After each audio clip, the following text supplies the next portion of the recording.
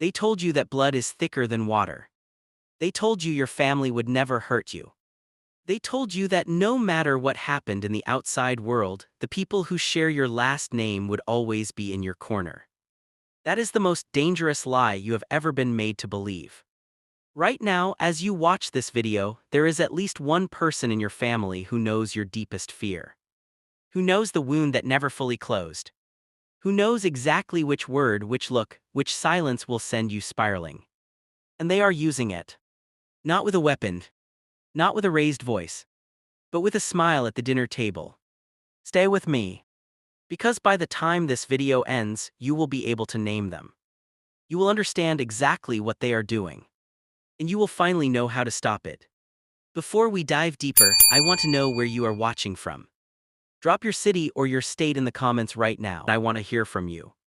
Here is what nobody prepares you for. Family does not automatically mean safety. Family means access. When a stranger wants to hurt you, they have to work for it.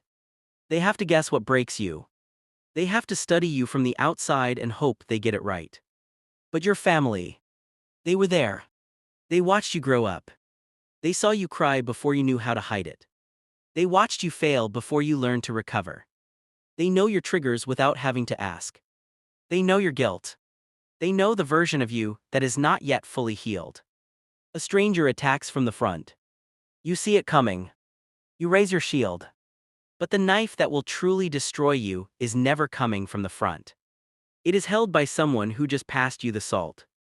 Someone who hugged you at the last family gathering. Someone who said I love you and almost meant it. You were raised to believe that you owe your family unconditional trust simply because you share a bloodline. You were taught that questioning them is betrayal. That setting a boundary with them is selfishness. That choosing yourself over them is cruelty. And that belief has cost you more than you know. Men forget more quickly the death of their father than the loss of their inheritance. What he meant was this. Blood loyalty does not hold. The moment it conflicts with personal greed, wounded pride, or deep envy, it dissolves. Not slowly. Instantly. And here is what David understood that we still refuse to accept.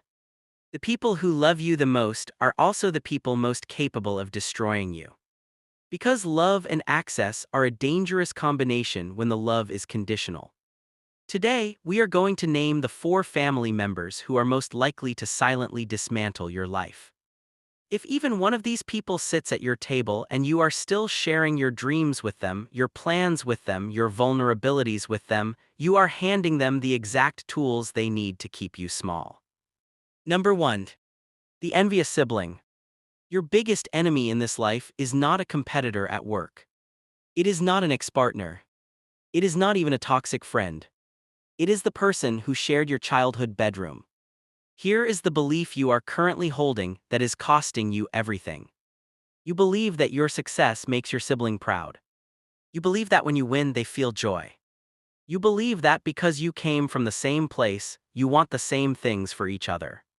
You are wrong. To an envious sibling, your success is not a celebration. It is an accusation. You started from the same baseline. Same house. Same parents. Same opportunities. Family member 2, the narcissistic parent. This one is harder to name. Because this is the person who gave you life. This is the person whose approval you have been reaching for since before you could walk. But I need you to hear this clearly. Some parents do not raise children. They manufacture them. They do not nurture who you are. They design who you should be. They reward your compliance and punish your independence so consistently and so early in your life that by the time you are an adult, you have no idea where their expectations end and your actual desires begin. You are not a daughter to the narcissistic parent. You are a return on their investment. You are proof that they did something right. You are a trophy, a servant, or a scapegoat, depending on what the moment requires. And the moment you start building a life on your own terms, the moment you start making decisions they did not authorize, something in them breaks. They call it worry. They call it love. They call it just trying to help. But what it actually is control dressed in the language of care. They comment on your appearance and call it concern. They question your partner and call it wisdom. They bring up your past mistakes in front of people you respect and call it keeping it real. They guilt you into coming home for every holiday, every birthday, every emergency, and they call it family obligation. And if you refuse, if you set a boundary, if you say no, suddenly you are the selfish one. Suddenly you are the one who abandoned them. Suddenly every sacrifice they ever made is on the table as evidence of your ingratitude. This is not love. This is leverage. Real love does not come with a bill at the end. Real love does not make you feel guilty for growing. Real love celebrates who you are becoming, even when who you are becoming is different from who they imagined. You are allowed to love your parent and still protect yourself from them. Those two things are not in conflict. You can be a devoted daughter and still refuse to let someone, even your own mother, use your guilt as a leash. The guilt-tripping relative. This person has mastered one weapon and they have aimed it directly at the part of you that makes you extraordinary. Your empathy.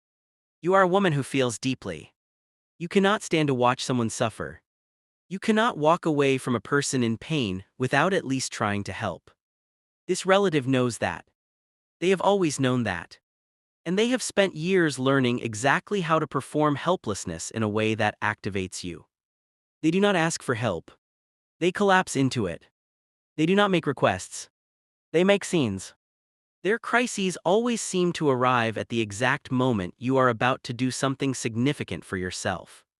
When you are about to invest in your business, they have an emergency. When you finally have a peaceful week, they call with a catastrophe. When you start pulling away to protect your energy, they remind you of everything they have done for you. You are not helping them. You are funding their refusal to grow.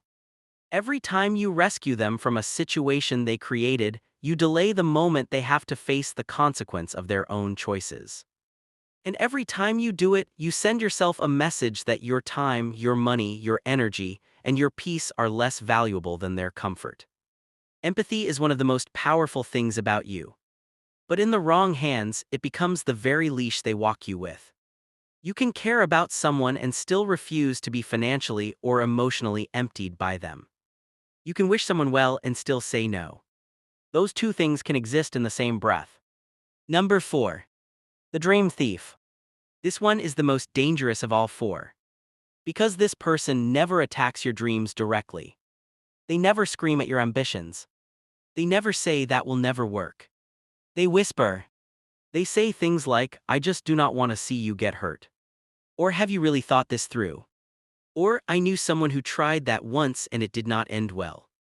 Or the worst one, I am just being realistic. They frame every word as protection. They position themselves as the voice of wisdom in a room full of people who are setting you up to fail. But what they are actually protecting is not you. It is the family equilibrium. The unspoken agreement that nobody gets too big. Nobody gets too loud. Nobody rises so far above the baseline that the rest of the family is forced to examine their own choices. If a stranger becomes wealthy, they can blame luck. If you become wealthy, they have no excuse. If a stranger builds something great, it is because life handed them an advantage. If you build something great, it is because they could have too, but they chose not to. And so they will do whatever it takes to keep you at a manageable level. When you share a goal, they plant doubt. When you achieve something, they minimize it. When you walk in energized about a new opportunity, they walk you back out deflated. And somehow you always leave conversations with them feeling smaller than when you arrived. That is not an accident. Stop announcing your plans to people who have not yet demonstrated the ability to protect them. Move in silence. Let your results be the loudest thing in the room. The most dangerous prison in the world is built by the people who love you. Because it never looks like a prison. It looks like concern. So where do you go from here? You do not burn your family down. You do not send a long message. You do not make a declaration. You do not explain yourself. You simply begin to operate differently. Rule 1. Watch before you share. Before you tell someone your dream, your plan, or your wound, watch how they handle information that is not yours. Do they gossip? Do they minimize other people's wins? Do they add doubt to every conversation they enter? If yes, they do not get access to yours. Rule 2. Guard your vision like it is classified. The wrong person's doubt planted at the wrong moment can cost you years of your life. Not everyone deserves a seat at the table of your becoming. Earn that seat, do not hand it out because someone shares your last name. Rule 3.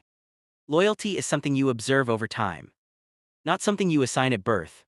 The people who show up when it costs them something, who tell you the truth when a lie would be easier, who celebrate your wins without flinching, those are your real family. Build toward them. You did not find this video by accident. Some part of you has been trying to tell you the truth for a long time. Some quiet voice inside you has been whispering what your conditioning told you to ignore. Today you listened. Blood makes you related. Only loyalty makes you family. And now you know the difference. You are allowed to love people and still protect yourself from them. You are allowed to choose your peace without feeling like a traitor. You are allowed to grow, even when your growth makes the people around you deeply uncomfortable. That is not cruelty. That is not selfishness. That is called sovereignty. And you have earned every inch of it. The war for your life is not happening somewhere out there. It is happening at your dinner table. It is happening in your inbox. It is happening in the comments people make when they think you cannot hear them. The only question left is this. Now that you know, what are you going to do about it? If this video reached something inside you that you have been carrying quietly for a long time, I want you to do 3 things right now. First, hit the like button. Not for me. For the woman watching this at midnight who needed to hear exactly what you just heard. Your like tells the algorithm this matters. Your like is what puts this video in front of her. Second, subscribe to this channel. I make videos like this every single week. Honest, unfiltered breakdowns of the dynamics that are quietly running your life. If you are serious about protecting your peace, about understanding power, about building a life on your own terms, this is the place you want to return to. Hit that subscribe button now so you never miss what comes next. Third, tell me in the comments which of these 4 hit the hardest. Was it the envious sibling, the narcissistic parent, the guilt-tripping relative, or the dream thief? Drop it below. You are not alone in this. And I read every single comment. I will see you in the next one.